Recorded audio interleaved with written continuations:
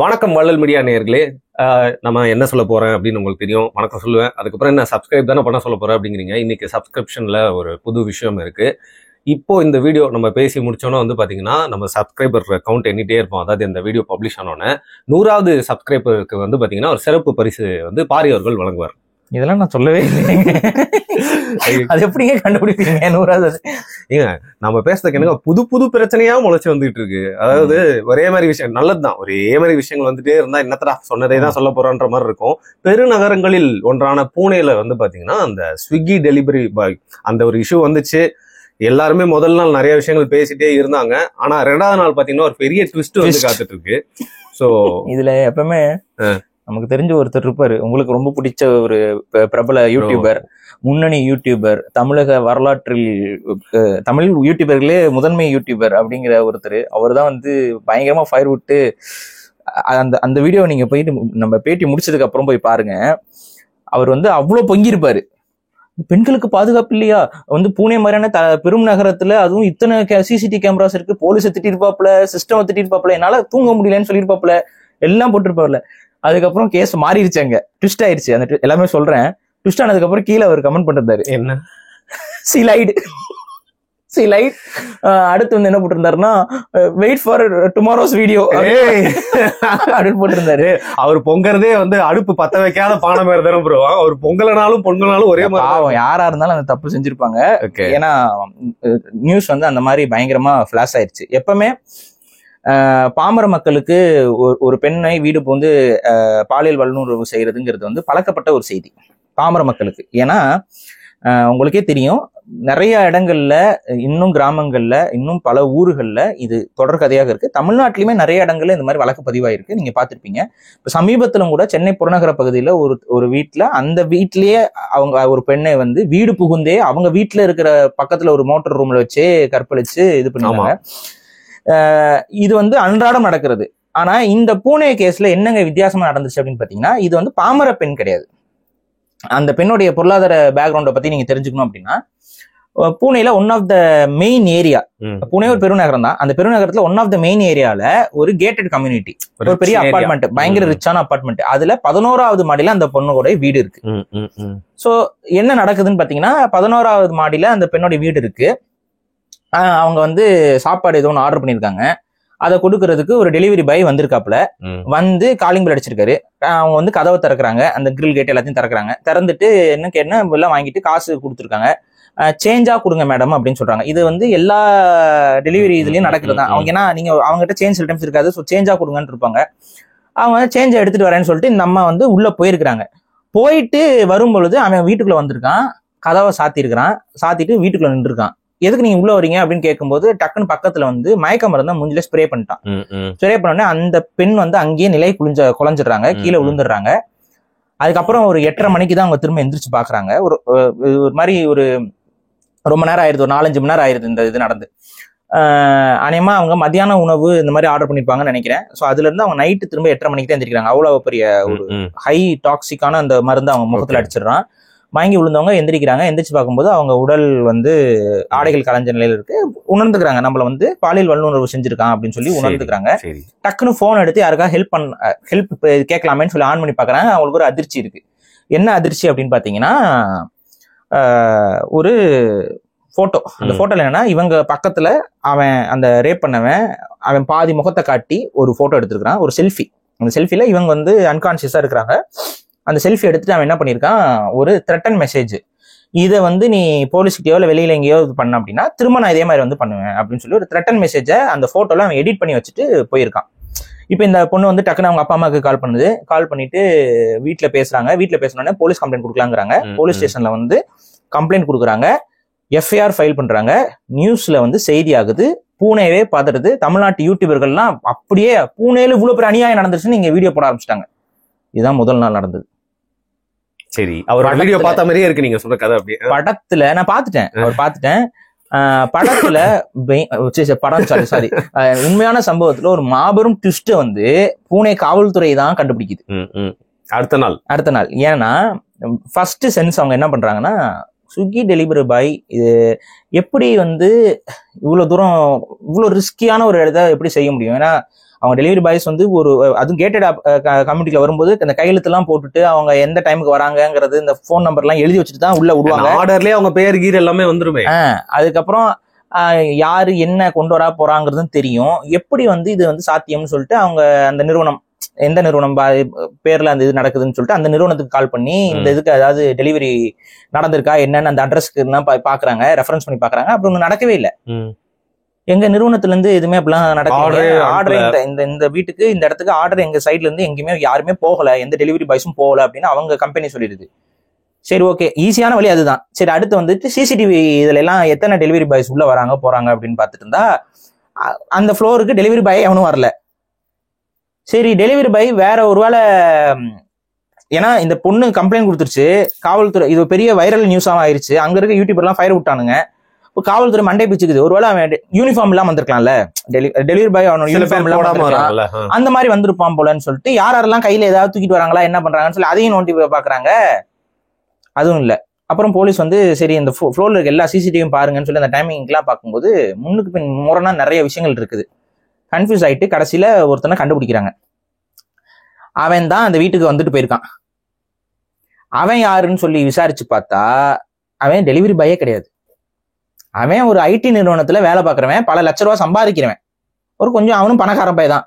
ID நிறுவனத்துல வேலை பார்க்கறவன், ஒரு சில லட்சங்கள் சம்பாதிக்கிறவன். சரி, அவன் தான் வந்துட்டு போயிருக்கான் அந்த வீட்டுக்கு. டேய் நீ யாரா, நீ எதுக்கு வந்த அப்படின்னா, நான் எங்க வந்தேன், அந்த பொண்ணு தான் என்ன கூட்டிட்டு போச்சுங்கிறான். அது சிசிடிவிலேயே இருக்குது. அந்த பொண்ணு தான் அவனை உள்ள கூட்டிட்டும் போகுது.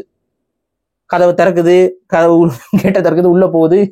அதுக்கப்புறம் அவன் தான் வீட்டை விட்டு வெளியில வரான். வெளியில வந்து அனுப்பிட்டு தான் போகுது. இது என்னங்கடா இது, இப்படி வேற யாருமே வரலையே இந்த வீட்டுக்கு. அப்புறம் தான் போலீஸ் வந்து சரி நம்ம கொஞ்சம் போலீஸா யோசிக்கணும் அப்படின்னு சொல்லிட்டு அந்த பொண்ணை கூப்பிடு, வா உட்காரு, இன்வெஸ்டிகேஷன் ஸ்டார்ட் பண்றாங்க. எல்லாமே பொய். எதுல இருந்து பொய்? எல்லாமே பொய். அந்த பொண்ணே இல்லையா? அந்த மாதிரி பொய் எல்லாம் நடக்கலைங்க. அது இன்னுமே ஃபியூச்சர்ல மேபி நடக்கலாம். ஆனா என்னன்னா அது பொண்ணுதான் சொன்ன அத்தனை கதையும் பொய். இந்த பையன், இந்த சோகால் ஐடி நிறுவனத்தை வேலை செய்யற பையன், அவங்களும் கிட்டத்தட்ட 1 வருஷமா பழக்கத்துல இருக்கவங்க. ரைட்டு. அவங்களுக்குள்ள மல்டிபிள் போன் கால்ஸ் தினசரி பேசிஸ்ல அவங்க பேசிட்டு இருக்காங்க. சோ அவங்க ஏதோ ரிலேஷன்ஷிப்ல இருக்கிறவங்கிறது அப்பட்டமா தெரியுது. ரெண்டாவது, ஒரு முறை இல்ல பல முறை இல்லை, ஏன்னா 1 வாரம் 2 வாரமா அவங்க அந்த வீடியோஸ் எல்லாம் பாக்குறாங்க. நிறைய முறை அந்த பையன் அந்த வீட்டுக்கு வந்துட்டு போயிட்டு இருக்கான். கிட்டத்தட்ட அவங்க வந்து ஒரு மாதிரி ஒரு பழக்கத்துல இருக்கிறாங்கன்னு வைங்களேன். பல முறை அந்த பையன் வீட்டுக்கு வந்துட்டு போறது இருக்குது. ஒரு போக்குவரத்தா இருக்கு. அடிக்கடியா வந்துட்டு தான் போயிருக்கிறான். அவனும் வந்து ஸ்விக்கி டெலிவரி பாயே கிடையாது. அவன் ஒரு ப்ரொஃபஷனலா ஒரு ஐடி நிறுவனத்துல வேலை செய்யறான். அதையும் போலீஸ் வந்து கன்ஃபார்ம் பண்ணிடுறாங்க. உண்மையாவே ஐடி நிறுவனத்துல வேலை செய்யறான்னு சொல்லிட்டு அந்த ஐடி நிறுவனத்துக்குலாம் கால் பண்ணி அதை கன்ஃபார்ம் பண்றாங்க. ஆமா, இப்ப அந்த பையனுக்கு வேலை இருக்குமா இருக்காதாங்கிறது நீங்க உங்களுடைய சிந்தனைகளை விட்டுறேன். ஏன்னா ஒரு கம்பெனில வேலை செய்யற ஒருத்தனை போலீஸ் வந்து போன் பண்ணி ஒரு ரேப் கேஸ்க்காக விசாரிக்குதுன்னா நீ அந்த கம்பெனில அவனுக்கு வேலை இருக்குமா? சரி வரேன். அப்ப என்னம்மா இது, இவன் வந்து உங்ககிட்ட பழகிருக்கான், பேசியிருக்கான், நீ ஏன் அவன் நம்பரை சேவ் பண்ணி வச்சிருக்க, அடிக்கடி போன் பேசியிருக்கீங்க, பண்ணிருக்கீங்க, இவன் தான் வந்துட்டு போயிருக்கான். சரி அந்த போட்டோ ஒண்ணு இருக்குல்ல, பாதி மூஞ்சி போட்டோ, அவன் யாரானா அவன் தான் அது. ரைட்டு, அவன் தான் அது. இது சரி, இவன் போலீஸ் நல்லவங்க, அவங்க என்ன பண்றாங்க, சரி இவன் வந்து அன்கான்சியஸ் பண்ணி அந்த பொண்ணை வந்து ஏதாவது வந்து, ஏன்னா அவங்களா விருப்பப்பட்டு கூப்பிட்டுருந்தா கூட உள்ள வந்துட்டு அவன் ஏதாவது ஒரு ரேப்போ இதோ இனிஷியேட் பண்ணியிருந்தானா அது அவனும் அப்படிங்கிற மாதிரி ஒரு கோணத்துல விசாரிக்கிறேன். அப்படின்னு பார்த்தா இல்ல, இந்த பொண்ணு கான்சியஸ்ல தான் இருந்திருக்கு. இந்த பொண்ணு முகத்திலயோ இதுலயோ எந்த ஒரு அந்த கெமிக்கல்ஸும் அடிக்கல, இது மயங்கவும் இல்லை. அந்த போட்டோ எடுக்கும்போது அது கான்சியஸ்ல தான் இருந்திருக்கு. அதற்கான ஆதாரங்களும் இன்னொரு சில போட்டோஸ் எல்லாம் எடுத்து ரெஃபரன்ஸ் பண்ணி பார்க்கும்போது அந்த பொண்ணு முழிச்சுதான் இருந்திருக்குங்கிறது இவங்களுக்கு தெளிவா தெரிய வருது. ஏன்னா அந்த பையனோட போன்லயும் போட்டோஸ் எடுத்துருப்பான்ல. ஒண்ணுமே புரியலையே பாரி. கான்சியஸ்ல தான் அந்த பொண்ணு இருந்திருக்கு.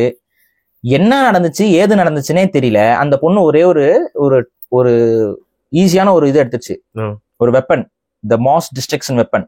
பலன்னு அழுதுட்டு எனக்கு மனசு சரியில்லை, எனக்கு கவுன்சிலிங் கொடுங்கன்ட்டு போயிடுச்சு. ரியாலிட்டிங்க கவுன்சிலிங். பசங்களுக்கும் காவல்துறை இல்ல பசங்களுக்குலாம் வழுக்கின பாத்ரூம்ல போட விட்டு கீழே வலிக்கு வந்துருவீங்க நீங்களாம். ஆனா இந்த பொண்ணை மட்டும் யாரும் வழுக்க விடல. ஏன்னு சொல்லுங்க? அப்படியே காவல்துறை இப்படி கையை வச்சுச்சு நடந்து போகும்போது பாத்ரூம்ல இப்படி அப்படி நடந்து போயிடுச்சு கையில. இந்த படத்துல எல்லாம் பழைய படத்துல எல்லாம் காட்டுவாங்கல்ல, அந்த தங்கச்சியோடைய கால் வந்து மண்ணு கீழே படக்கூடாது, அது மாதிரி இப்படியே தாங்கி பிடிச்சி சட்டம் வந்து தன் கடமையை செஞ்சு அப்படியே நடந்து போய் அந்த பொண்ணு வந்து என்ன சொல்லிச்சு, எனக்கு மனசு சரியில்லை, மன ரீதியான குழப்பத்துல நான் இருக்கேன், மன ரீதியான குழப்பத்துல இருக்கனால இந்த பொண்ணு கனவு கண்டிருக்கு போல, ஸ்விக்கி பாய் வந்ததாகவும் ரேப் பண்ணதாகவும் ஏதோ கனவு கண்டுச்சு போல, ஃபேண்டசைஸ் பண்ணிருக்கு, அது ஒரு கதையா மாத்திருச்சு. நான் கனவு கண்டுட்டேன், அதனால என்ன, சரி உனக்கு என்ன அதிகபட்ச தண்டனை, எங்களை இவ்வளவு பெரிய சிஸ்டம் நீ வந்து குழப்பி விட்டுருக்க, பூனே போலீஸ் ஃபுல்லா தெருவா அலைஞ்சு தேட விட்டுருக்க, எல்லா சிசிடிவி ஃபுட்டேஜும் பார்க்க விட்டுருக்க, இவ்வளோ நேரம் அரசாங்கத்துடைய பொருளாதாரம், பணம், நேரம், இந்த மாதிரி கேஸ் விசாரிக்கிறதுக்கு பதிலாக ஒரு நல்ல கேஸை விசாரிச்சிருக்கலாம், பண்ணிருக்கலாம், எல்லாத்தையும் நாசம் பண்ணிருக்க, பல யூடியூபர்கள் உனக்காக வீடியோ வேஸ்ட் பண்ணிருக்க, தவிர்த்து வேற எதுவும் பேச மாட்டேன் என் தலைவன், கண்ணீர் விட்டு கதறி இருக்கானுங்க எல்லாம், அது எல்லாத்தையும் இது பண்ணிருக்க, பெண்கள் ஒரு 4-5 பேர் வந்து டக்கு டக்கு டக்குன்னு புடவையெல்லாம் கட்டிக்கிட்டு பெண்களுக்கு பாதுகாப்பு இல்லைன்னு ரோட்ல இறங்கிட்டாங்க, அதுக்கு வேற போலீஸ் ஃபோர்ஸ் போய் தடுக்கிறதுக்கு இவ்வளவும் பண்ணிட்டு, அது அடுத்த நாள் என்ன தெரிய வருதுன்னா, அந்த பொண்ணு மன ரீதியான சிக்கல்ல அப்படி ஒரு பொய்ய சொல்லிருச்சு. போலீஸ் விசாரிச்சிருச்சு, கமிஷனர் வந்து ரிப்போர்ட் கொடுத்துட்டாரு, அந்த பொண்ணு அது வந்து ரேப்பும் இல்லை ஒன்றும் இல்லை, அந்த பையன் வந்து அந்த பொண்ணோட ரிலேஷன்ஷிப்ல இருக்க பையன் தான் வந்துட்டு போயிருக்கிறான், இது ஏதோ அவங்க வீட்டுல வந்து அந்த பொண்ணுக்கும் பிரச்சனை ஏற்பட்டிருக்கு, அந்த பிரச்சனையில என்ன நினைச்சுன்னு தெரியல. இன்னொரு கொடுமையில தெரியுமா, அந்த போட்டோல வந்து த்ரெட்டன் மெசேஜ் இருக்குல்ல, அது இந்த பொண்ணே தாங்க எடிட் பண்ணிருக்கு. நல்லா யோசிச்சு பாருங்க, அந்த பொண்ணு பண்ணிருக்காருங்க, அந்த பொண்ணே தான் பண்ணிருக்கு, ஆதாரத்தோட மாட்டிக்கிச்சு. எப்படி தெரியுமா, அந்த அந்த ஆப் இருக்குல்ல, எடிட் பண்ற ஆப், அதை மேடம் அப்பதான் டவுன்லோட் பண்ணிருக்காங்க. அதை டவுன்லோட் பண்ணி அதை வந்து அவங்க அந்த இதுல அந்த டெக்ஸ்ட் எல்லாம் போட்டு இவங்க தான் எடிட் பண்ணிருக்காங்க, எடிட் பண்ணி அதை சேவ் பண்ணிருக்காங்க, எல்லாம் இவங்க போன்ல இருந்து தான் நடந்திருக்கு. இந்த பொண்ணு தான் எல்லாத்தையும் ஃப்ரேம் பண்ணிருக்குங்கிறது காவல்துறைக்கு தெரிஞ்சிச்சு. அதிகபட்ச தண்டனையா அந்த பொண்ணை கவுன்சிலிங் அனுப்பியிருக்காங்க. இப்ப இந்த சினாரியோக்கு வரேன், வந்தவன் டெலிவரி பாய் என்ன ஆயிருக்கும், அவ்வளவுதான் முடிஞ்சு போச்சு. அவன் வந்தவன் ஐடின்னு போலீஸுக்கு டெலிவரி பாய் இல்லையா, அவன் ஐடில வேலை செய்யறான், நீ என்னத்தடா டெலிவரிக்கு பண்ண போனேன்னு அங்க போய் விசாரிக்க போய் அவனுக்குமே பிரச்சனை. இப்ப ஏன் அவனுக்கு பிரச்சனை, ஐடில போன் பண்ணிருப்பாங்க, அவங்க மார்க் பண்ணிருப்பாங்க, பிளாக் லிஸ்ட் பண்ணிருப்பாங்க. ஒரு ரேப் கேஸுக்காக அவனை இன்வெஸ்டிகேஷனுக்கு போலீஸ் விசாரிக்கிறதுனால ஆட்டோமேட்டிக்கா அவன் அவுட், அவன் லைஃப். ஆனா அப்படி பண்ணக்கூடாதுங்க நீங்க சொல்றீங்க, ஏங்க பண்ணாங்க பிரதர்? நான் சொல்றேன், இப்ப புரியுதா? எப்பவுமே ஒரு சைடட் ஆஃப் த ஆர்குமெண்ட்டை கேட்டுக்கிட்டு நம்ம ஃபயர் விடுறத நிப்பாட்டணும். அதுல பாதிச்சாதான் உங்களுக்கு அது புரியும். அதுல நானே பாதிக்கப்பட்டவன், அது உங்களுக்கு புரிய மாட்டேங்குது. எந்த விஷயத்துல, பெண் விஷயத்துல இல்ல, என்னோட அந்த இந்த கேஸ் இருக்குல்ல, இந்த பஜாஜ் வேலூர், இது அதுல மீடியால வந்ததெல்லாம் உண்மையா? மீடியால பிரபல ஊடகங்கள் என்னென்ன எழுதுனானுங்க, அதுல ஒரு பத்திரிகை ஊடகம், பெரிய அளவு விற்பனை செய்யக்கூடிய ஒரு பத்திரிகை ஊடகம், அந்த ஊடகம் என்ன பண்ணுதுன்னா ஒரு ஆர்டிகல் எழுதுது. அந்த ஆர்டிகல் எழுதுறவன் நமக்கு எதிரான ஐடியாலஜி கொண்ட ஒரு எச்ச பையன், அவன் அந்த நிறுவனத்துல வேலை பார்க்கறான், அவன் தான் அந்த ஆர்டிகல் எழுதுறான். அவன் அந்த ஆர்டிகல்ல அவ்வளவும் ஃபேக், எங்க வீட்டுல வந்து அவன் விசாரிச்ச மாதிரி எழுதியிருக்கான். இதெல்லாம் என்னது, எங்கடா வந்து விசாரிச்ச? அவன் என்ன போட்டிருக்கான், இவர் மீது ஆல்ரெடி பல வழக்குகள் இருந்தால் இவர் வீட்டில் இருந்து இவரை வந்து தனிதளித்து விட்டார்களாம், யாருமே இவருக்காக ஆஜராகவில்லையா, யாருமே இவருக்காக எதிர் வழக்கு பதிவு இல்லைன்னா அவன் பச்சை பச்சையா போய் எழுதியிருக்கான். நம்ம நினைச்ச அந்த நிறுவனத்தை இன்னைக்கு வரைக்கும் நம்ம கோர்ட்ல இழுத்து நிப்பாட்ட முடியும். ஆனா அப்படிதான் அவன் புத்தகத்துல எழுதி அனுப்புனா, அது பிரிண்டட் மீடியால பிரபலமான ஒரு மீடியா அந்த வேலையை பண்ணுச்சு, எச்ச வேலையை பண்ணுச்சு. ஒருத்தங்களை எப்படி வேணா டேமேஜ் பண்ண முடியும், பொய் சொல்லி டேமேஜ் பண்ணணும்னு நினைச்சா, ஊடகம் நினைச்சா என்ன வேணாலும் பொய்களை சொல்ல முடியும், என்ன வேணாலும் செய்ய முடியும். காவல்துறை நினைச்சா ஒருத்தனை ஃப்ரேம் பண்ணி நாசம் பண்ண முடியும். ஒரு பெண் நினைச்சாலும் இந்த உலகத்தில் அதை செய்ய முடியும். ஒருத்தன் உயிர் போச்சே, அதுக்கும் வரேன், தான் சொல்றேன். இது நம்ம அங்க பூனேல நடந்த விஷயத்தோட சேர்த்து அதையும் சேர்த்து தான் நான் சொல்ல போறேன். நிக்கிதா வரேன். அப்ப இங்க ஒரு விஷயம் புரிஞ்சுக்கணும், ஒரு கேஸ் ஒரு இதுல நடக்குது அப்படின்னா அந்த கேஸ்ல 2 தரப்பையும் நம்ம கேட்கணும். ஒரு தரப்பு சைலண்ட் ஆக்கப்பட்டிருக்குதுங்கிற பட்சத்துல, இல்ல ஒரு தரப்புடைய நரேஷன் நம்ம காதுக்கே வரல அப்படின்னா அங்க சம்திங் ஃபிஷி, ஏதோ ஒண்ணு தப்பு நடக்குதுங்க. ஒருத்தனோட குரலே வெளிப்படல அப்படின்னா ஏதோ ஒண்ணு தப்பு நடக்குது. நிறைய கேசஸ்ல அது நடக்குது. ஒரு தரப்பு விஷயத்த மட்டுமே அதிகப்படியா நம்ம பேசிக்கிட்டு இருந்தோம் அப்படின்னா, மறுதரப்பு விஷயம் என்ன ஏதாவது ஆர்டிகல் இருக்கா, யாராவது அவங்க பேசியிருக்காங்களா, பேட்டி கொடுத்துருக்காங்களா, எதுவுமே இருக்காது. அங்க ஆஃப் பண்ணிடுவாங்க. ஆஃப் பண்ணிட்டு நரேஷன்ஸ் இங்க நடக்கும். அவங்க ஏதாவது கொடுத்தாலும் அது மீடியாஸ்ல வராது.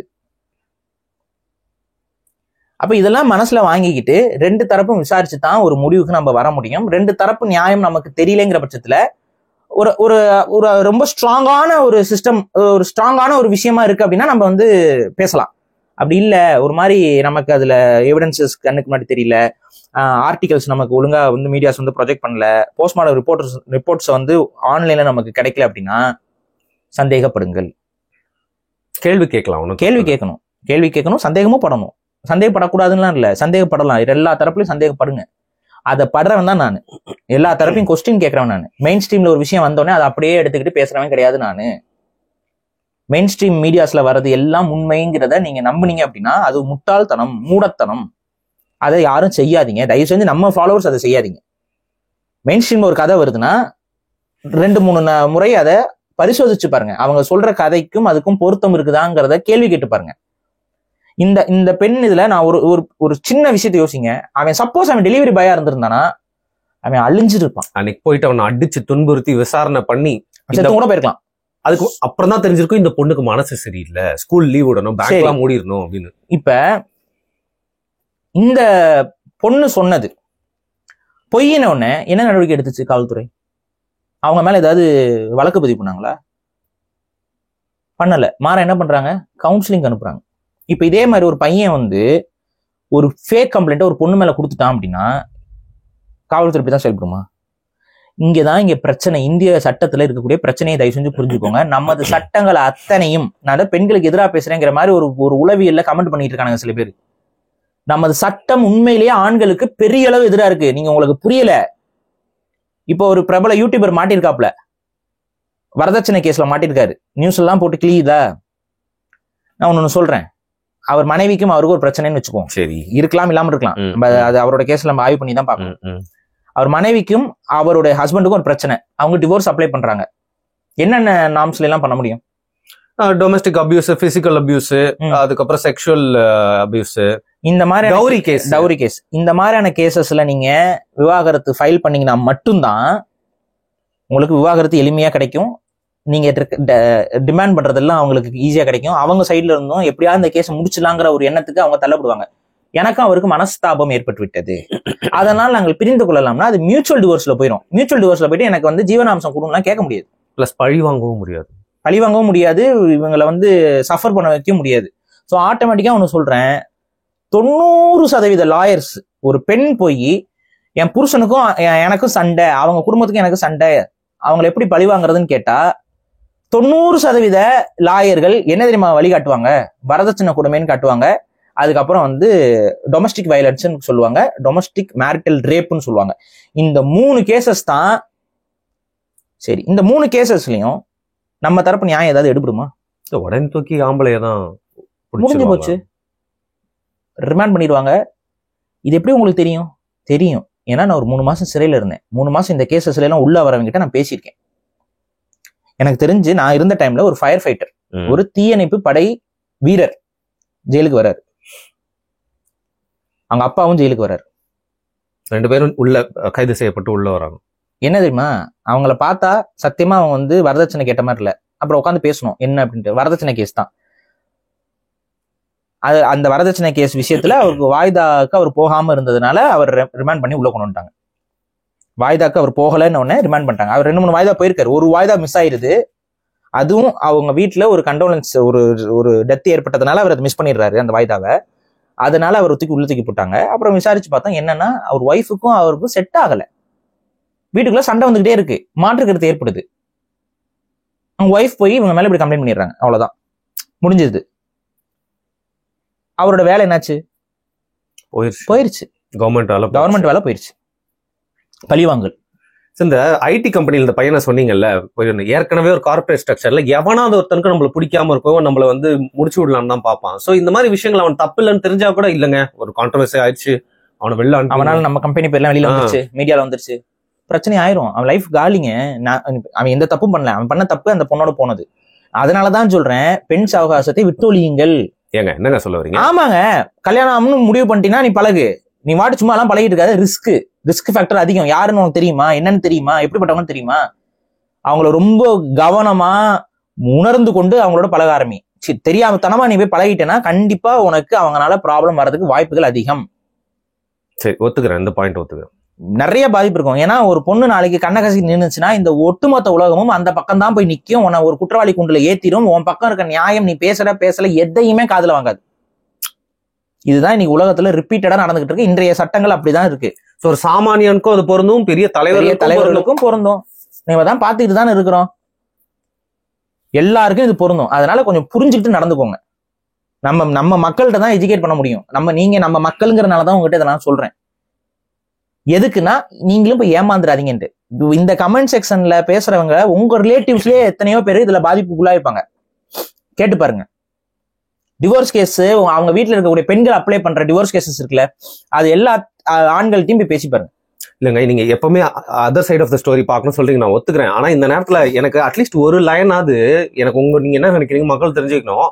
அப்படி கஷ்டப்பட்டு ஒரு பொண்ணை வந்து கல்யாணம் பண்ணி வைக்கிற அப்பா அம்மாவெல்லாம் மீறி அவன் வந்து கொடுமைப்படுத்தி மாமியாரு எல்லாமே இந்த மாதிரி எல்லாம் கொடுமைப்படுத்துறாங்க, அது தப்பு தானே? அதையும் நீங்க சொல்லணும்ல. நான் தான் திரும்ப சொல்றேன், தப்பு நடக்கும் பட்சத்தில் அது தவறு, பாவம் இல்ல. அதுக்கான போதுமான ப்ரூஃப் நமக்கு இருக்கணும். ஆனா இங்க பிரச்சனையை நீங்க புரிந்து கொள்ள வேண்டியது என்னன்னா, இந்த மாதிரி ஃபேக்கா ஒரு விஷயத்த நீங்க செய்யறதுனால உண்மையாகவே தப்பு செய்யறவனும் தண்டிக்கப்பட மாட்டான். புரியுதுங்களா? உண்மையாவே தப்பு செய்யறவனும் தண்டிக்கப்பட மாட்டான். Opposite effect. ஏங்க நான் 3 மாசம் இருந்தேங்க. 3 மாசத்துல எத்தனை கேசஸ் என்னால சொல்ல முடியும் தெரியுமா? நான் அந்த ஃபயர் ஃபைட்டர் விஷயம் சொன்னா, அவர் ஒருத்தர் இன்னொரு ஒரு டீச்சர், ஸ்கூல், ஒரு பிரைவேட் ஸ்கூல்ல ஒரு டீச்சரா இருக்கான். ரொம்ப நல்ல தங்கமான பையன். அவன் ஸ்கூல்ல படிக்கிற ஒரு ஸ்டூடெண்ட், ஒரு பொண்ணு அந்த பையன் வந்து அடிச்சிட்டான். தப்புதான், ஒரு ஸ்டூடெண்ட் வந்து அடிச்சது தப்புதான். எதுக்கு அடிச்சாங்கிறது கேள்வி. அந்த பொண்ணு அந்த ஸ்கூல்ல இருக்கக்கூடிய, சொல்ல விரும்பல, ஒரு ஒரு ஒரு தப்பான ஒரு விஷயத்துல அந்த பொண்ணு போயிடக்கூடாதுங்கிறதுக்காக கண்டிக்கிறான். நீ பண்றது ரொம்ப தப்பு, உன் வீட்டுல வந்து பேரண்ட்ஸ் கிட்ட சொல்லிடுவேன்னு மிரட்டி இருக்கான், ஸ்கேல்ல அடிச்சிருக்கான். இவ்வளவுதான் கம்ப்ளைண்ட். எந்த நடந்துச்சு? என்ன படுக்க கூப்பிட்டான்னு சொல்லி போய் கம்ப்ளைண்ட். ரைட்டு. என்னாச்சு? அவன் லைஃப் காலி. ஆனா ஒட்டுமொத்த ஸ்கூலும் அவனுக்கு சப்போர்ட்டா தான் நினைச்சு. அவன் ஸ்கூல் நிர்வாகம் அவனுக்கு சப்போர்ட்டா தான். ஏன்னா அவனை பத்தி அவங்களுக்கு தெரியும் என்ன நடந்துச்சுங்கிறது. ஸ்கூல் ஸ்டூடெண்ட்ஸ்க்கும் தெரியும். ஏன்னா அவங்க பாத்துருக்காங்க. என்ன ஸ்கூல் ஸ்டூடெண்ட்ஸ்க்கும் தெரியும். அந்த பொண்ணை வந்து ஸ்கூல்ல இருந்து அனுப்பிட்டாங்க. ஆனா நியூஸ்ல என்ன வந்துச்சு? போக்சோ வழக்கில் அப்படின்னு. அந்த பொண்ணை ஸ்கூல் அனுப்புனதுக்கு ஸ்கூல் மேலேயும் திட்டிட்டு இருந்தானுங்க. இது வந்து அந்த பையன் அவதிப்பட்டான். அவன் லைஃப் என்ன ஆகும்? அவ்வளவுதான், முடிஞ்சிச்சு. எல்லாரோட லைஃப் இந்த மாதிரி ஃபேக் கம்ப்ளைண்ட்ஸால ஒளிஞ்சுக்கிட்டு இருக்கு. 302 பசங்க, அவங்க மேலேயும் தப்பு இருக்கு இந்த விஷயத்துல. ஏன்னா அவங்க குடிபோதையில ஒரு 300 பொண்ணும் சேர்ந்து குடிச்சிருக்காங்க. குடிச்சிட்டு செக்ஸுவல் ஆக்டிவிட்டியில ஈடுபட்டு இருக்காங்க. இது இன்னைக்கு நேத்து அவங்களுக்குள்ள நடக்கிறது இல்ல. அவங்க ரொம்ப வருஷமாவே ஒன்னாவே வளர்ந்த கூட்டம் அது. அதனால ஒன்னாவே இந்த மாதிரி அசிங்கமான கலாச்சாரத்துல அதுக்கு வாழ்ந்துட்டு இருந்திருக்குங்க. ஒரு நாள் இது வந்து அவங்க பெண்ணோட வீட்டுல கையங்களமா மாட்டிக்கிறாங்க. 3 பேரும் கையங்களமா பொண்ணு வீட்டுல மாட்டிக்கிறாங்க. பொண்ணு வீட்டுல இருந்து கம்ப்ளைண்ட் பண்ணிடுறாங்க. எல்லாம் சேர்ந்து செய்யற ஒரு தப்பு. அந்த தப்புல இவனுக்கு 2 பேரும் மாட்டிக்கிட்டானுங்க. பட் ஷீஸ் அண்டர் ஏஜா, மைனரா? மேஜர். அப்புறம் என்னங்க? மேஜர் தாங்க. ஆனா வீட்டுல வந்து என் பொண்ணை வந்து கற்பழிச்சிட்டாங்கன்னு கம்ப்ளைண்ட் கொடுத்துட்டாங்க. முடிஞ்சிச்சு. இன்னொரு பையன், சின்ன பையன். அவனும் சின்ன பையன், அந்த அண்டர் ஏஜ்லாம் இல்ல. ஒரு மிஞ்சி போனா ஒரு 19-20 வயசு இருக்கும் அவனுக்கு. அந்த 19-20 வயசு பையன் ஒரு பொண்ணை லவ் பண்ணிருக்கான். ஆனா அந்த பொண்ணு அண்டர் ஏஜ். அந்த பொண்ணுக்கு வந்து அநேகமா வந்து ஒரு 17 வயசு இருக்கும்னு நினைக்கிறேன். ஆனா ஒரு வருஷம் வந்தோடனே அவன் வந்து மேஜர் ஆயிடுற பொண்ணு. அது 17 வயசு பொண்ணு. இவங்க 2 பேரும் லவ் பண்ணிருக்காங்க. லவ் பண்ணிட்டு வெளியில எல்லாம் சுத்திட்டு இருந்திருக்காங்க. அவங்க அந்த பொண்ணோட வீட்டுக்கு தெரிய வந்திருக்கு. பொண்ணோட ரிலேட்டிவ் ஒருத்தவங்க வந்து ஒரு போலீஸ்கார அம்மா, அதாவது அந்த பொண்ணோடைய ரிலேட்டிவ்ல யாரோ ஒரு போலீஸ் இருக்காங்க. ஒரு அவங்களும் பெரிய அதிகாரம் இல்ல, ஒரு நார்மலான அது. சரி, இந்த விஷயம் தெரிய வருது. இந்த பையனையும் இவங்க 2 பேரும் வெவ்வேறு சாதி கேஸ்ட் தான் இஷ்யூவா மாறுது. இந்த பையன் மேல போக்சோ வழக்குல கைது பண்ணிட்டாங்க. அவன் லவ் தான் பண்ணான், எந்த விதமான பிசிக்கல் ரிலேஷன்ஷிப்லயும் அவங்க இல்ல. அவன் என்கிட்ட சத்தியமே பண்ணான். காதலிச்சிருக்கான். அவன் எந்த விதமான பிசிக்கல் ரிலேஷன்ஷிப்ல இல்ல. ஆனா அவன் மேல என்ன வழக்கு போட்டாங்க? கடத்தல் வழக்கு போட்டாங்க. அவன் கடத்தவும் இல்ல, அவன் ஓடியும் போகல. அவன் இந்த பொண்ணை கூட்டிட்டு வெளியில தான் போயிருக்கான். ஆனா வெளியில போய் அவங்க காணாம மிஸ்ஸிங் கேஸ் கூட கிடையாது. ஆனா எல்லாமே ஃபேக்கா பதிவு செய்யப்பட்டுச்சு. அவன் லைஃப் என்ன ஆகும்? கொடுமை என்ன தெரியுமா? அந்த பொண்ணே அவனை வந்து பாக்குறதுக்கு ஜெயிலுக்குள்ள வந்துச்சு. நீங்க நினைச்சிருப்பீங்களே, டி எனக்கே கடுப்பா இருக்கு, இதெல்லாம் வேற என் பாத்துட்டு உட்கார்ந்து இருக்கணுமாடா அப்படின்னு இருக்கும்ல. இத்தனை கேஸையும் நான் உட்காந்து பாத்துக்கிட்டு இருக்கேன். நான் உள்ள என் உளவியல் எப்படி இருக்கும்? சாரி பாரு, சிரிப்பா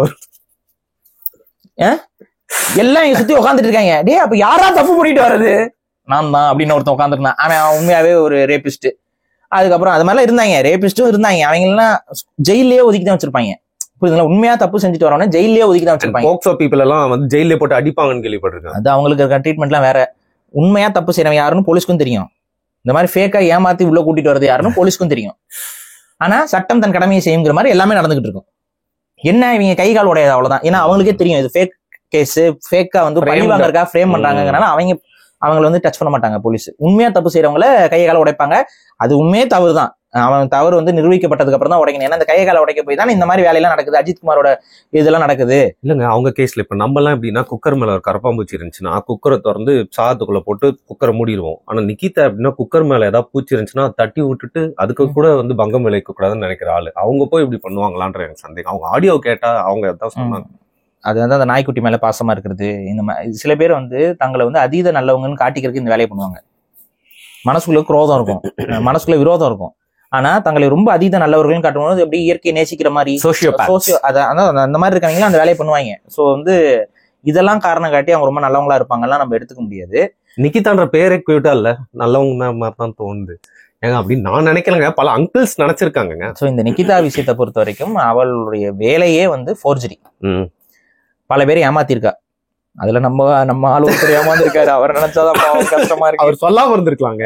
இல்ல அவர் பல வருஷம் குமுறிட்டு இருந்திருக்காருங்க. அவர் அந்த குமுறலை சிரிக்க கூடாது, ஏன்னா அவர் அவதிப்பட்டு இருக்காரு.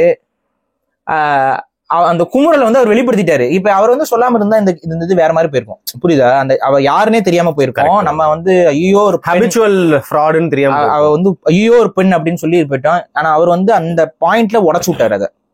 ஏங்க அவ பெரிய போர்ஜரிங்க, அவ யாரோ நினைச்சுக்கிட்டு இருந்தேன், போட்டோ பார்த்தனதுக்கு அப்புறம் தான் எனக்கு தெரிஞ்சுது அவ எம்மனையே ஏமாத்திட்டு போயிருக்காங்கன்னு சொல்லிட்டு. அவரை ஏமாத்துறது ஈஸி தான், வெள்ளந்தியான ஆளு. ஆனா அவரையும் ஏமாத்தி இருக்கிறாரு. அவரோட சில வருடங்களுக்கு முன்னாடி அவர் வந்து கல்யாணம் பண்ணி கல்யாணம் அடுத்த நாளே போய் என்ன கேஸ் கொடுத்துருக்கா, வரதட்சணை கொடுமை கேஸ் கொடுத்துருக்கா. ரைட்டு. இப்ப புரியுதா நான் சொல்றது? இந்த வரதட்சணை கொடுமை இந்த விஷயங்கள் எல்லாமே ஆண்களுக்கு எதிராக இந்த சட்டங்கள்லாம் நிறைய மாத்தி அமைக்க வேண்டிய தேவை இருக்கு. அப்ப அவருக்கு வந்து அவர் அந்த போட்டோ முகத்துல பார்த்தோன்னே நீயான்னு ஒரு 3 இது லொல்லு சபால ஒரு எபிசோடு வரும். சாமிநாதன் வந்து கல்யாணம் பண்ணி அவங்க வைஃப் சொல்லி உட்கார வச்சிருப்பாரு. அந்த பொண்ணு பால் பழம் அடக்கமா உட்காந்து டக்குன்னு போலீஸ் அவரு சைரன் சவுண்ட் கேட்கும். உடனே அந்த பொண்ணு அங்கேயும் போலீஸ். அந்த மாதிரிதான் பாவம் அவர் வாழ்க்கை. சிரிக்க கூடாது அடுத்தவங்க வாழ்க்கையில ஒரு துயரம். அவர் வாழ்க்கையில ஒரு துயரம் ஏற்பட்டிருக்கு. நீங்க எப்ப பார்த்தாலும் இப்படி இப்படின்னு போறீங்க. இல்லங்க அது ஒரு போஸ், கண்ணியமான போஸ். நிறைய பேருக்கு புரியுது. சரி விடுங்க. அப்புறம் அவங்க வந்து அப்புறம் என் வீடியோ போட்டோவோட எடிட் பண்ணி போட்டுட்டு இருப்பாங்க. இது தேவையா? இப்ப என்னன்னா உண்மையிலேயே வந்து ரொம்ப ஒரு கொடூரமான பெண்களும் இந்த சமூகத்தில் வாழ்கிறார்கள். இத சொல்றது நமக்கு கஷ்டமா தான் இருக்கு, உண்மையில சொல்றேன். ஏன்னா தாய்மை தான் இருக்கிறதுலயே நல்ல குணங்கள்ல ஒரு குணம். ஆனா இன்னைக்கு இந்த டாக்ஸிக் ஃபெமினிசம்ங்கிற ஒரு விஷயம் வந்து பெண்களோட மூளையில ரொம்ப மாத்தி விட்டுருச்சு. ஸோ ஒரு நியூஸ் பாக்குறேன், அதுல வந்து ஒரு பெண் வந்து குழந்தை, அதாவது தகாத உறவுல அவங்களுக்கு ஒரு குழந்தை உருவாயிருது. அந்த குழந்தைய வெஸ்டர்ன் டாய்லெட்ல பிரசவம் பார்த்து அந்த குழந்தைய உயிரோடு இருக்கிற அந்த குழந்தைய டாய்லெட்ல அமுக்கி அடிச்சு உதைச்சு ஃப்ளஷ் பண்ணிருக்காங்க. இத பார்த்துட்டு நீங்க யாராவது பேசுனீங்களா? பெண்ணியத்தை நான் மதிக்கிறேன், இது பெண்ணியம் அல்ல. புரியுதுங்களா? பெண்களுடைய மரபுகளுக்கு எதிராக செயல்பட்டு கொண்டிருக்கிறார்கள் இன்னைக்கு இருக்கக்கூடிய பல பெண்கள்.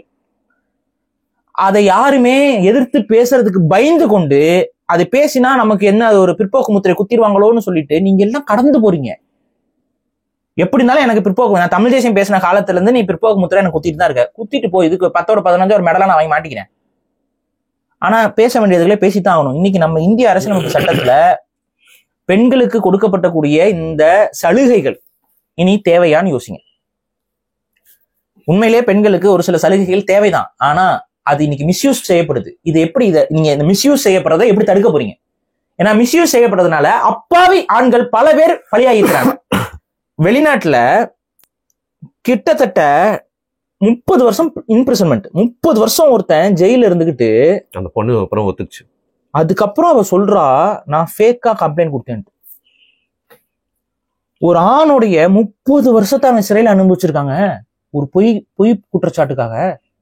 இது என்னைக்காவது யோசிச்சு பார்த்திருக்கீங்களா? இன்னொன்னு புரிஞ்சுக்கோங்க, சிறையில் 30 வருடம்ங்கிறது வெளியில 70, 80, 100 வருடங்களுக்கு மேல சமமானது. ஏன்னா சிறையோட ஒவ்வொரு நாளும் எவ்வளவு மெதுவா நகருங்கிறது சிறைக்கு போனவனுக்கு தெரியும். சிறையோட டைமிங்கே வேற. காலையில எந்திரிப்போம், ஒரு 2 நாள் ஓடின மாதிரி ஒரு டைம் கேப் இருக்கும். என்னடான்னு பார்த்தா மத்தியானம் வந்து நிற்கும். இன்னைக்கு இப்ப நம்ம வெளியில இருக்கிறோம், பல விஷயங்கள் நம்ம பாக்குறோம், பல விஷயங்களை கேட்கிறோம், நேரம் வேகமா ஓடும், டைம் பத்தல. ஆனா சிறையில நீங்க இருந்தீங்கன்னா அந்த நேரம் அவ்வளவு மெதுவா நகரும். சிறைக்கு போன அத்தனை பேருக்கு இது தெரியும். ஆனா ஒரு மனுஷன் வெளிநாட்டுல நமக்கு தெரிய வருது, இந்தியாவிலேயும் நிறைய பேர் இருக்கிறாங்க. நான் இருந்த அதே சிறையில ஒருத்தர் தான் உண்மையா லவ் பண்ணியிருக்கான். அந்த ஆளு இன்னும் சிறையில இருக்காரா என்னன்னு தெரியல. ஏன்னா அவர் சைக்காலஜிக்கலா அவர் பாதிப்புக்குள்ள ஆயிட்டாரு. நான்லாம் அவர்கிட்ட பேசி அட்வைஸ் பண்ணிட்டு தான் வந்தேன், வெளியில வந்துட்டு வேற வேலையை பாருங்க அப்படின்னு. சைக்காலஜிக்கலா அவர் அஃபெக்ட் ஆயிட்டாரு. என்னன்னா லவ் பண்ணியிருக்காருங்க, நல்லா லவ் பண்ணியிருக்காரு, உண்மையா காதலிச்சிருக்காரு. நடுவில் என்ன ஆகுதுன்னு பாத்தீங்கன்னா அவருக்கு அந்த முடியில டக்குன்னு நிறைக்க ஆரம்பிச்சிருச்சு. அது சம் ஜெனடிக்கல் டிசார்டர்னால. அது வரைக்கும் அவர் கருப்பு முடியில இருந்தவர் அப்படியே திடீர்னு அவர் முடியில வந்து நிறைய முடி அதிகமாயிருது. அவருக்கு அந்த நிறைய முடியின் காரணமா முகம்லாம் ஃபுல்லா கிளீன் சேவ் பண்ணிட்டாருன்னா நீட்டா இருப்பாப்ல. ஆனா வயோதிக தோற்றம் அந்த நிறைமுடியின் காரணமாக அவருக்கு வருது. இதனால அந்த பொண்ணு அவரோட வாழ்றதுக்கு வேண்டான்னு சொல்லி முடிவெடுக்கிறாங்க. அதாவது கல்யாணம் பண்ணிக்க மாட்டேன்னு சொல்லி அடம்பிடிக்கிறாங்க. அப்ப அந்த கல்யாணம் வந்து அவங்க நடக்கல. இதை வந்து எப்படியாவது அந்த பொண்ணை புரிஞ்சுக்க வைக்கலாம்னு சொல்லிட்டு இவர் போயிட்டு 2-3 முறை அந்த அப்ரோச் பண்ணியிருக்காரு. இவர் பண்ண மேஜர் தப்பு என்னன்னா, அந்த பொண்ணுக்கு நிச்சயமானதுக்கு அப்புறம் நிச்சயதார்த்தமே முடிஞ்சிருது. நிச்சயதார்த்தத்துக்கும் கல்யாணத்துக்கும் ஒரு கேப் இருக்கும்ல. நிச்சயதார்த்தம் முடிஞ்ச பொண்ணை அவர் வீட்டுல போயிட்டு இவர் பாக்குறதுக்கு முயற்சி பண்ணியிருக்காரு. அவங்க வீட்டுல எல்லாம் சேர்ந்து இவர் மேல வழக்கு பதிவு பண்ணி, அந்த பொண்ணோட வீட்டுல இருந்து சேர்ந்து வழக்கு பதிவு பண்ணி இவரை தூக்கி ஜெயில போட்டுறாங்க. இவர் ஆக்சுவலா ஓப்பனா சொன்னோம்னா இவர் அனாதை. இவருக்கு அப்பா அம்மா எல்லாம் யாரும் இல்ல, கேட்கறதுக்கு ஆள் இல்ல, வெளியில எடுக்கிறதுக்கும் ஆள் இல்ல. இவர் என்ன சொல்றாரு, நான் என்ன தப்பு பண்ணேன், நான் அந்த பொண்ணுகிட்ட திரும்ப பேசதான் போனேன், என்ன வழக்கு போட்டு, அதாவது ஒரு மாதிரி ரொம்ப தப்பான வழக்கு, அதாவது அந்த ரேப் பண்ண போனார் அந்த மாதிரி எல்லாம் வழக்கு போட்டு அவரை கைது பண்ணிட்டாங்க. அப்புறம் ஜட்ஜஸ்க்குலாம் அவர் பேசுறாரு, நான் அந்த பொண்ணையை காதலிச்சேன், அதுக்கான ஆதாரங்கள் இருக்கு என்கிட்ட, அந்த பொண்ணு தானே ஏமாத்திருச்சு. இதே மாதிரி ஒரு பையன் ஒரு பொண்ணை ஏமாத்திருந்தா நீங்க விட்டுருப்பீங்களா? அந்த பொண்ணு என்ன ஏமாத்திருச்சு. ஓப்பனா சொன்னா இந்த ஒரு படம் வந்துச்சுல, தனுஷ் படம் தேவதை, அந்த படத்தோட கதை ஒரிஜினல் வெர்ஷன் இது. கிட்டத்தட்ட எவ்வளவு வருஷமா ஜெயில இருக்காருன்னா, நான் கேள்விப்பட்டப்பயே அவர் வந்து கிட்டத்தட்ட ஒரு 3 வருஷமா சிறையில இருக்கிறாரு. என்னங்க பண்ணிட்டு இருக்கீங்க, வெளியில போய் வேலையை பாருங்க. அவருக்கு என்னன்னா உளவியலாவே ஒரு மாதிரி உடஞ்சிட்டாரு. ஏன்னா எனக்கு நீதி கிடைக்காம நான் போக மாட்டேன், நீதி கிடைக்காம உனக்கு நீதி கிடைக்காதுன்ட்டு. நான் உண்மையாவே நீதி கிடைக்காது. விசாரணை கைதி, இன்னும் தண்டனை கைதி கிடையாது. விசாரணை கைதியாவே 3 வருஷத்துக்கு மேல உள்ள உட்காந்துட்டு இருக்காப்ல. காலம் பாட்டு போயிட்டே இருக்கு. வாய்தாவா போயிட்டு விசாரணை கைதியாவே சிறையில இருக்காரு. வெளியில எடுக்கிறதுக்கு ஆளு. நான் சொன்னேன், வெளியில வர வழியை பாருங்க, ஜாமீன் போடுங்க, ஜாமீன் போட்டு வெளியில வந்து போய் தொழில பாருங்க, தொழில பார்த்து நீங்க வாட்ட உங்க இது பண்ணுங்க. இந்த கேஸ்லாம் நிக்காது, ஏன்னா எந்த எவிடன்ஸும் கிடையாது. கேஸ்லாம் நிக்காது. ஆட்டோமேட்டிக்கா நீங்க வெளியில போயிட்டு வேலையை பார்த்துட்டு பொருளாதாரத்துக்கிட்டீங்கன்னா ஒரு நல்ல பொண்ணு கல்யாணம் பண்ணிட்டு லைஃப் சந்தோஷமா வருது. வயசும் அதிகமெல்லாம் கிடையாது. அப்ப நான் பார்க்கும்போது அவருக்கு என்ன 33 34 அவ்வளவுதான். எடுத்து விடுறதுக்கு ஆள் இல்ல போல. இல்லைங்க, இவரே இருக்காரு. இவரே வந்துட்டு நீங்க ஜாமீன் பெட்டிஷன் போட்டீங்கன்னா தானே ஜட்ஜஸ் வந்து, ஒரு ஜட்ஜ் அம்மாவே சொல்றாங்க, நீ எவ்வளவு நாளைக்கு நீ இருப்ப, ஜாமீன் பெட்டிஷன் போட்டா போட மாட்டேங்கிறாரு. நான் தப்பு செய்யலையேனா பேரலி அந்த பொண்ணு பாட்டு கல்யாணம் ஆகி இதோட வாழ்க்கை, அதெல்லாம் குழந்தை கிட்ட எல்லாம் பெத்து விட்டு அந்த குழந்தைக்கும் கல்யாணம் ஆகி போயிரும் போல. இது நடந்திருக்கு. இது நான் இருக்கும்போது இருந்தார் அந்த ஆளு, ஒருத்தர் ஒரு கேரக்டர் இருந்துச்சு. சோ இவ்வளவுத்தையும் நான் பாக்குறேன் அங்க உள்ள. அப்பதான் எனக்கு ஒரு புரிதல் வந்துச்சு, இங்க சட்டம் நம்ம வெளியில பாக்குற மாதிரி இல்ல, நடைமுறையில. அங்க உண்மையிலேயே நிறைய பேர் தவறு செய்யாதவங்களாம் உள்ள வந்து மாட்டிக்கிட்டு இருக்கிறான். இத வந்து நீங்க நம்ம சட்டத்துல சொல்லுவாங்க, 1000 குற்றவாளிகள் தப்பிக்கலாம், ஆனா ஒரு நிரபராதி கூட தண்டிக்கப்பட்ட கூடாதுன்னு நீங்க சொல்லுவீங்க, படங்கள்ல சொல்றீங்க, எல்லாத்தையும் சொல்றீங்க. ஆனா அங்க உண்மை என்ன, குற்றவாளிகள் எல்லாம் தப்பிச்சுக்கிட்டு இருக்கிறான், நிரபராதி பல பேர் தண்டிக்கப்பட்டு இருக்கிறான். சின்ன ஒண்ணு இல்ல, இப்ப கூமாப்பட்டி வாங்க அப்படின்னு ஒருத்தர் பேசிட்டு இருந்தார்ல, அவர் ஒரு விஷயத்த சொன்னாரு, கவனிச்சிங்களா? நான் அதை கவனிச்சேன், நிறைய பேர் நோட் பண்ணல. அவரோட தம்பி, ஓகேவா, அவரோட தம்பி போய் ஏதோ ஒரு இடத்துல சண்டையை போட்டுறாருங்க. இவர் அந்த இடத்துல இல்லையா, இவர் மேலேயும் சேர்த்து கேஸ் ஃபைல் பண்ணனால இவர் போலீஸ் ஆகணும்னு சொல்லி கவர்மெண்ட் எக்ஸாம் இதெல்லாம் என் லைஃபே போயிடுச்சு. அந்த மனுஷன் பேட்டி கொடுத்துருக்காப்ல. எல்லாம் கூமாப்பட்டிக்கே போயிட்டாங்க. அந்த கூமாப்பட்டியில அவர் அப்படி வீடியோ போட்டுட்டு இருக்கிறதுக்கு காரணம் என்ன? வேலைக்கு போக முடியல, வேற எதுக்கும் ஒருத்தனோட லைஃப் அங்க போயிருக்கு. அந்த பையனை அந்த நபரை பார்க்கும்போது எனக்கு வருத்தமா இருந்துச்சு, அட பாவி அப்படின்னு. ஒரு ஃபேக் கேஸ்னால எத்தனை ஆண்களோட வாழ்க்கை, படிப்பு, வாழ்வாதாரம் எல்லாம் தவிடுபடி ஆயிட்டு இருக்குன்னு பாருங்க. இன்னொன்னு, கேஸ்லாம் நான் போட்டாங்கன்னா அது ஒரு பெரிய விஷயம் கிடையாது. இன்னும் நீங்க சில கட்சிக்காரங்களாம் கேஸ் வாங்குறது தான் எங்களுக்கு பெரியமை. தம்பிகளா, ரொம்ப சிக்கல் உனக்கு. சும்மா சும்மா நாங்க போராட்ட வழக்கு வாங்குறோம், அதை வாங்குறோம், இதை வாங்குறோம்னு வாங்கிட்டு இருக்காத. அதெல்லாம் முட்டாள்தனம். ஏன்னா நாளைக்கு நீ கட்சியில இருப்ப, கட்சியில இல்லாம இருப்ப. எனக்கு தெரிஞ்ச ஒருத்தர் அந்த கட்சியில இருக்கும்போது ஒரு வழக்கு வாங்கினாரு. அவருக்கும் அந்த கட்சிக்கும் எதிரெதிரா போயாச்சு, சண்டை ஆயிடுச்சு, எல்லாம் போயாச்சு. ஆனா இன்னைக்கு வரைக்கும் வாய்தாக்குன்னு ஒன்னாதான் போவாங்க. ஒரே இடத்துல தான் போய் வாய்தாக்கு நிக்கணும். இன்னைக்கு வரைக்கும் அந்த கேஸ் நடந்துகிட்டு இருக்கு. சங்கடத்துக்கு சங்கடம், அலைச்சலுக்கு அலைச்சல், செலவுக்கு செலவு. கேஸ் முடியவே முடியாது, இழுத்து அடிச்சுக்கிட்டே இருப்பாங்க. இந்த கேஸ் எல்லாம் இருக்கும்போது இதுல ரொம்ப ஒரு ஹார்டான கேஸ் இருக்கும்போது உன் பாஸ்போர்ட்ல இருந்து எல்லாமே லாக் ஆயிரும். எல்லாம் பிரச்சனை, எல்லா பிரச்சனையும் தமிழ் தேசியம் பேசுறவங்க எல்லாம் இருக்கு. உன்னால ஒரு பிசினஸ் ஆரம்பிக்க முடியாது, அதுல பிரச்சனை வரும். லோன் கொடுக்கறதுல உனக்கு பிரச்சனை வரும். அத்தனை பிரச்சனையும் இருக்கு. லைஃபே போயிடும். இதெல்லாம் மனசுல வச்சுக்கிட்டு தான் நம்மளோட செயல்பாடு வேற மாதிரி இருக்கும். நம்மளால ஒருத்தனும் பாதிப்புக்குள்ளாயிடக்கூடாது. எக்கேடு கட்ட எனக்கு என்னெல்லாம் நம்ம பண்ணிட்டு இருக்க முடியாது. நம்மளை நம்பி ஒருத்தன் வந்துட்டானா அவன் மேல எந்த பிரச்சனையும் வராத மாதிரி தான் அவனை வழி நடத்தி, அவனை பக்குவப்படுத்தி, அதே சமயத்தில் நம்ம நோக்கத்திலையும் இதுலயும் சிதையாம நம்ம போறதுக்கு என்ன வழியோ அதை நம்ம செய்யணும். ஆக்கப்பூர்வமா செய்யணும்னு நினைக்கிறோம். சோ இதை நம்ம சொல்லிடுறேன். அடிப்படை என்னன்னா, ஆண்களுக்கு எதிராக இருக்குங்க சட்டங்கள். அதனால தான் இந்த பூனே விஷயத்துல அது நடந்துச்சு. அதனால தான் எவ்வளோ ஒருத்தி, சில பேர் கெட்ட வார்த்தை சொல்லி எல்லாம் பேசுறாங்க. நம்ம அப்படிலாம் பேச தேவையில்லை. எந்த பெண்ணையும் கெட்ட வார்த்தை சொல்லி பேச வேண்டிய அவசியம் நமக்கு இல்லை. பப்ளிக் ஸ்பேஸ்ல அது ரொம்ப தவறான போக்கு. ஆனா அந்த பெண் செய்த ஒரு கேவலமான விஷயம், யாரும் ஒரு பெண் சொல்லிவிட்டால் என்ன வேணாலும் நடக்கும். அந்த பெண் பக்கம் நியாயம்னு ஒரு ப்ரீஜஸ்டிஸ், ஒரு மண்டையில, ஒரு மூளையில, ஒரு எல்லா ஆண்களுக்கும், எல்லா சிஸ்டமுக்கும் அப்படி மண்டையில இருக்கு. ஒரு பொண்ணு சொல்லிட்டா, ஒரு பொண்ணு செஞ்சுட்டா அது உண்மையா இருக்கும் அப்படிங்கிற ஒரு நம்பிக்கை இருக்கு இவங்களுக்கு. என்ன வேணாலும் போய் சொல்லலாம். ஓப்பனா சொன்னா என்ன நடந்திருக்காங்க, ஏதோ ஒரு ஈகோ கிளாஸ் ஆயிருக்கு. அஜித்குமாருக்கும் இந்த பொம்பளைக்கும் ஏதோ ஒரு இந்த பொம்பளை ஏதோ சொல்லி அவர் கேட்கல, ஏதோ ஒன்று நடந்திருக்கு. உடனே என்ன பழி தூக்கி போட்டிருக்கா. நகையே அங்க திருட்டு போகல. ஸ்பெஷல் டீம் அடிச்சே கொண்டுட்டானுங்க.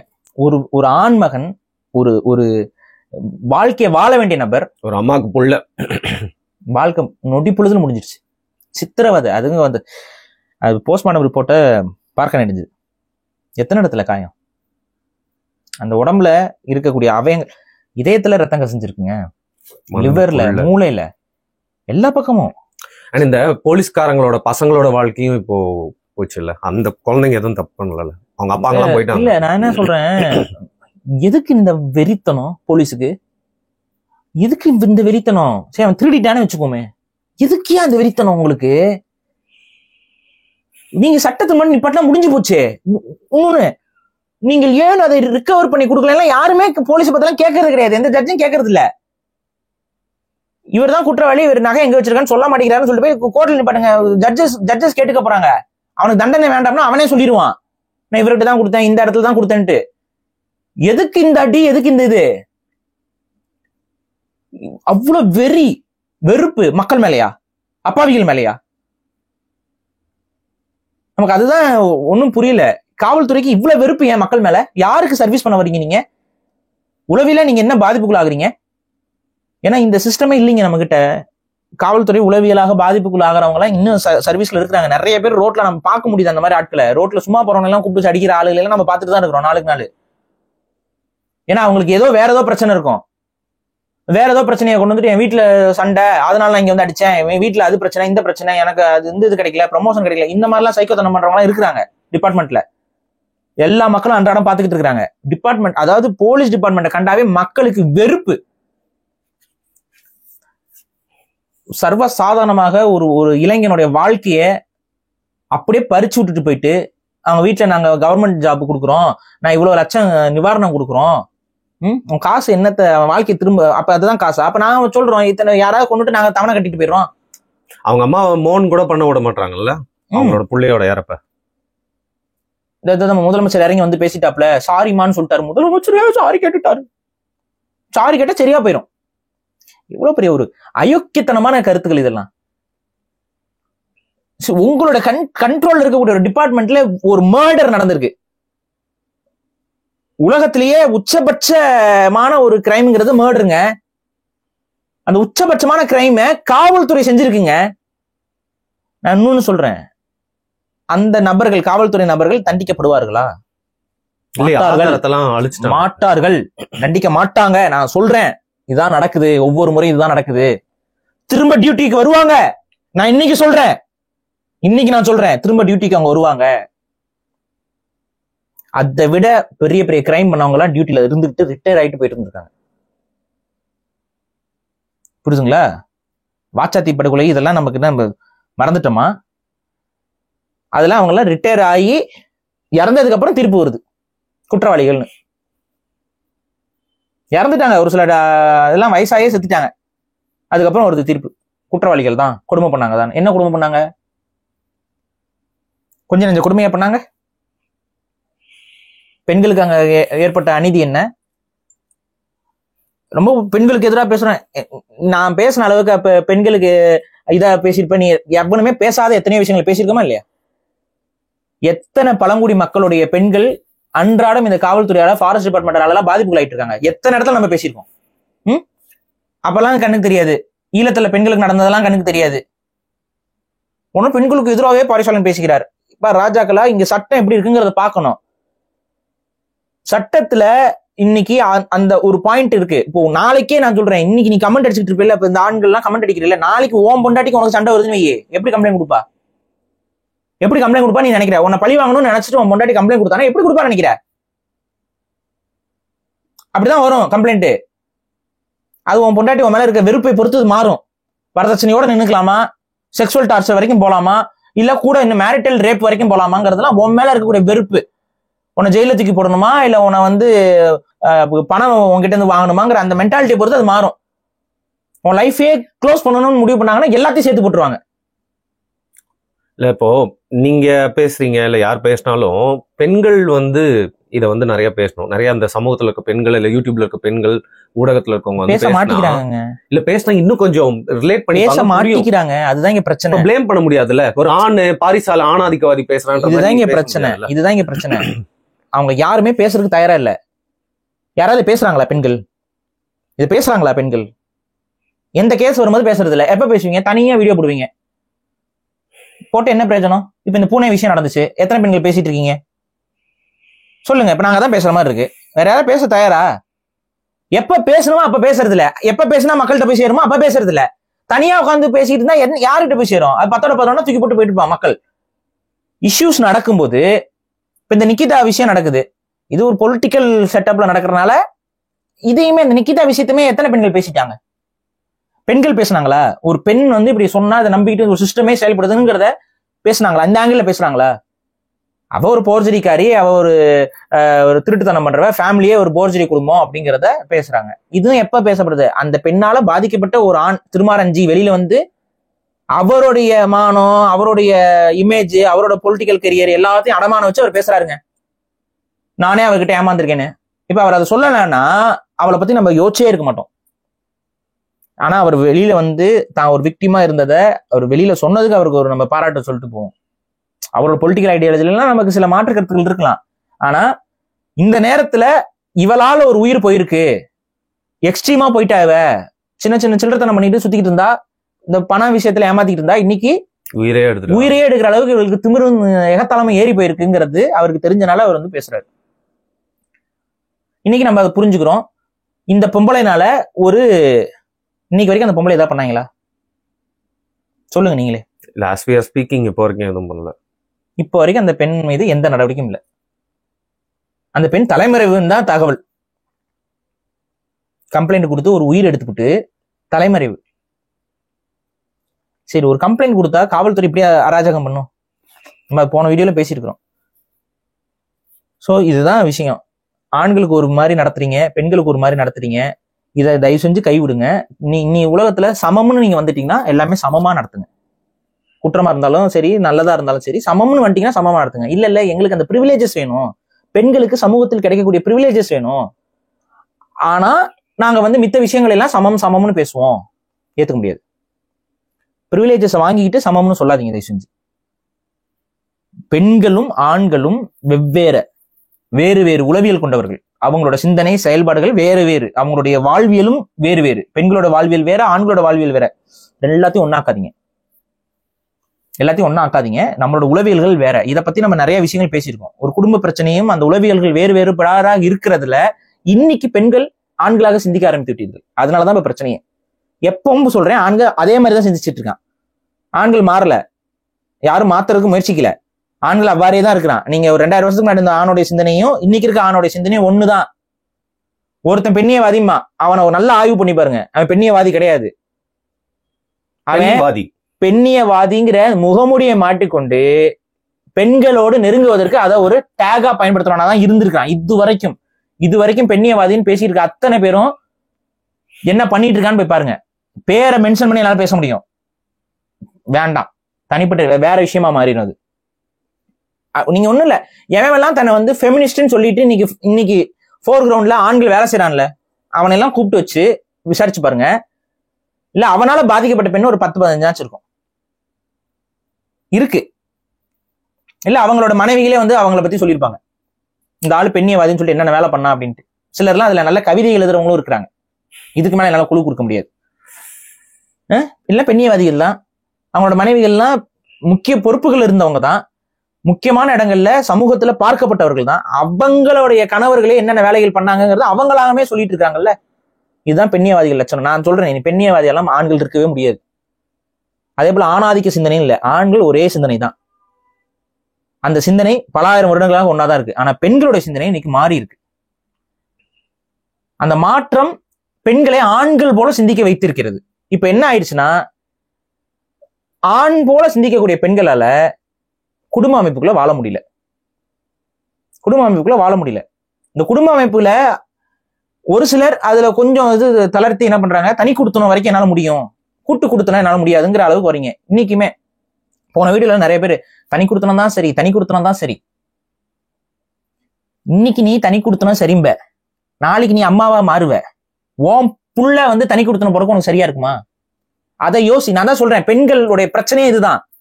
அம்மாவா நீ ஒரு மாதிரி யோசிக்கிற, பொண்டாட்டியா ஒரு மாதிரி யோசிக்கிற, மகளா நீ ஒரு மாதிரி யோசிக்கிற, நாத்தனாரா ஒரு மாதிரி யோசிக்கிற. அப்படிலாம் யோசிக்காதீங்க, காமனா ஒரு மாதிரி யோசிங்க.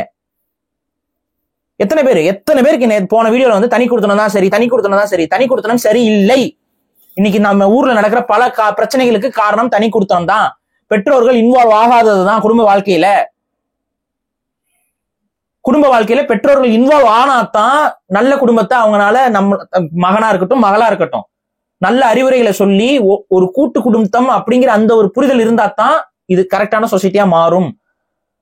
அது அவ்வளவு பிளஸ் பாயிண்ட்ஸ் இருக்கு. தமிழர்கள் ஒன்றும் முட்டாள்கள் கிடையாது. நம்மளோட முன்னோர்கள் அவங்க எந்த ஃபேமிலி ஸ்ட்ரக்சர் இருக்கிறதுல பெஸ்ட்ங்கிறத உணர்ந்துதான் அந்த மாதிரி ஒரு ஃபேமிலி ஸ்ட்ரக்சரையும் அந்த மாதிரி ஒரு விஷயத்தையும் நம்ம உருவாக்கி இருக்கோம். இதுதான், இதை உடனே நம்ம கலாச்சாரம் பண்பாடு மட்டும் பார்க்க வேணாம். இதுதான் மனிதர்களுக்கு இருக்க வேண்டிய புரிதல். நீங்க சொல்லுங்க, இன்னைக்கு லண்டன்ல வாழக்கூடிய வெஸ்டர்னைஸ்டு ஃபேமிலி கரெக்டா, இந்தியன் ஃபேமிலிஸ் கரெக்டா? எனக்கு இந்தியன் ஃபேமிலி தான் கரெக்ட். இந்தியன் ஃபேமிலிஸ்க்கும் அதுக்கு என்ன வேறுபாடு? இல்ல, இங்க ஒரு ஃபேமிலி பாண்டிங் இருக்கு, ஃபேமிலி ஸ்ட்ரக்சர் ரொம்ப ஸ்ட்ராங்கா இருக்கு. அங்க என்னென்ன பாதிப்புகள் ஏற்படுது உங்களுக்கே தெரியும். அங்க குழந்தைகளுக்கு சைக்காலஜிக்கல் ப்ராப்ளம்ஸ் அதிகமா இருக்கு, ஃபேமிலியோட டிட்டாச்மெண்ட் அதிகமா இருக்கு. அப்பா அம்மாவை கடைசி வரைக்கும் பாத்துக்கல. அங்க வயசானவங்க எல்லாம் நீங்க பாத்துருப்பீங்க, ரொம்ப கஷ்டப்பட்டு தனியா இருப்பாங்க, இல்ல தனியா ஒரு கேர்ல உட்காந்துருப்பாங்க. அது வளர்ந்த நாடுகள், பாப்புலேஷன் ரொம்ப கம்மியா இருக்க நாடு, வயசானவங்க கம்மியா இருப்பாங்க, அவங்கள பாத்துக்கிறதுக்கான இன்ஃப்ராஸ்ட்ரக்சர்ஸ் நிறைய இருக்கு. இங்க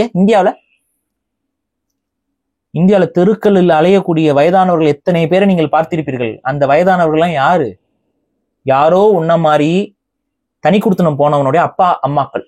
மனசுல ஏத்திக்கோ, கடைசி காலகட்டத்துல அப்பா அம்மாவை தனியா விட்டுட்டு நீ என்னடா புடிங்கிற போறீங்க தனி கொடுத்தனம் போய்?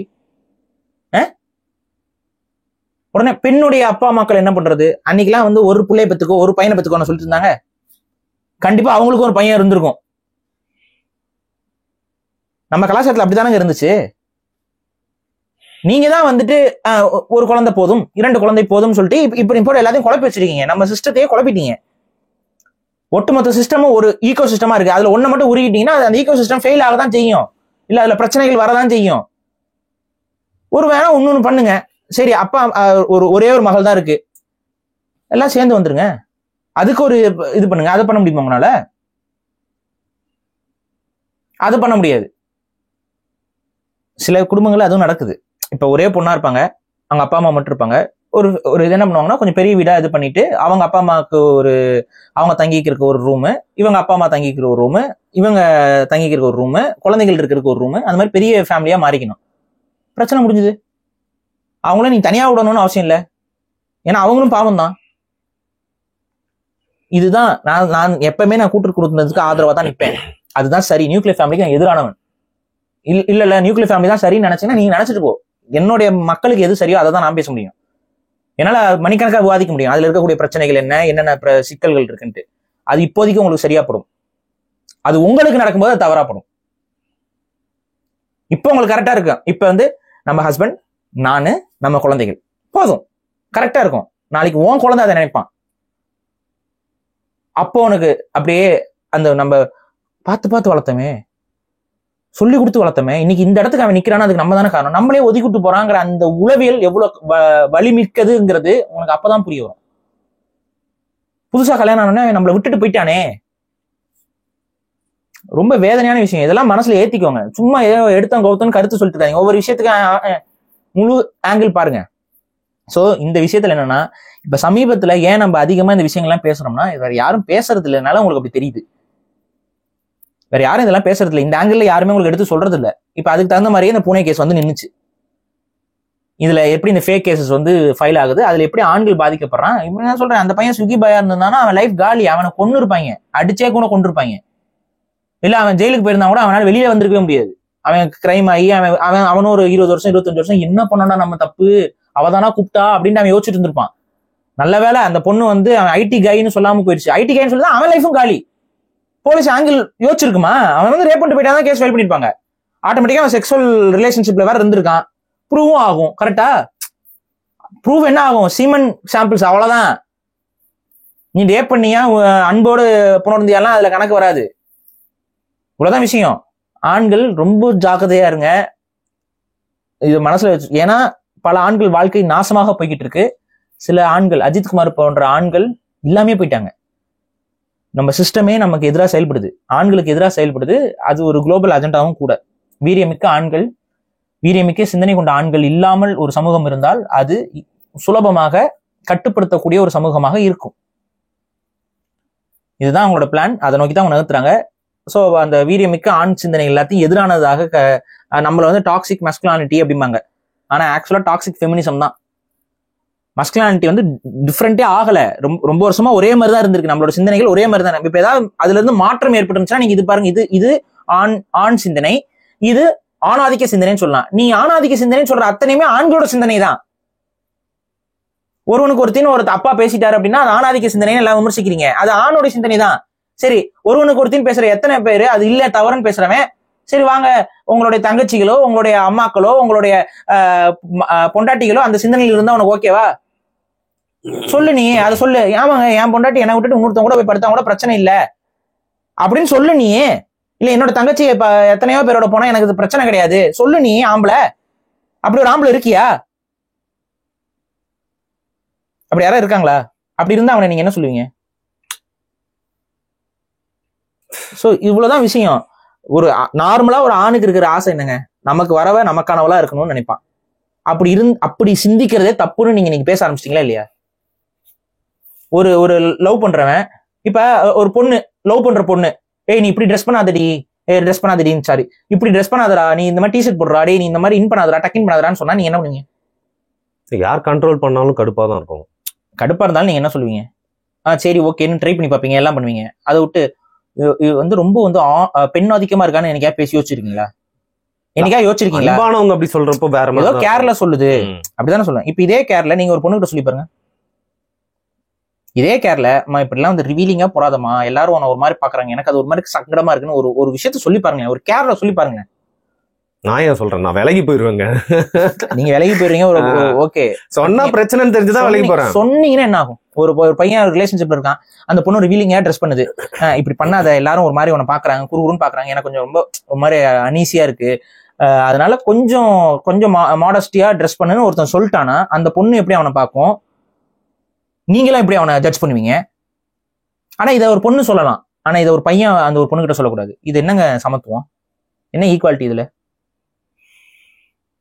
Confused society. எதான் சொல்றேன், டாக்ஸிசிட்டியை நீங்க வளர்த்துக்கிட்டு எப்பவுமே மாறல. நாங்க எங்களுக்கு ஓப்பனா சொன்னா ஆண்களை அவ்வளவு சீக்கிரம் மாற்ற முடியாது, ஏன்னா அழிக்க முடியும். ஆண்களை அழிச்சு புடவையை கட்டி விட முடியும், அது பண்ணிட்டு இருக்கான் ஒரு குரூப். ஆண்களை பொம்பளைய மாற்ற முடியும், அதை பண்ணிட்டு இருக்கான் ஒரு குரூப். ஆனா அந்த சிந்தனைகளை மாற்ற முடியாது. ஒருத்தன் ஃபேமிலியா ஒருத்தன் யோசிக்கிறான் அப்படின்னா அவன் வெளிநாட்டுக்காரன், உள்நாட்டுக்காரன், தமிழ்நாட்டுக்காரன், எல்லாரும் ஒரே மாதிரி தான் யோசிப்போம். எல்லா ஆண்களும் ஒரே மாதிரி தான் யோசிப்பாங்க. இதுதான் இப்ப எங்களுக்கு பிரச்சனை. The thought process is same for men. ஆனா உமனுக்கு அப்படி கிடையாது. அதை புரிஞ்சுக்கோங்க. இங்க இருக்க சிக்கல் அதுதான். தயவு செஞ்சு சட்டங்களை கொஞ்சம் மாத்துங்க.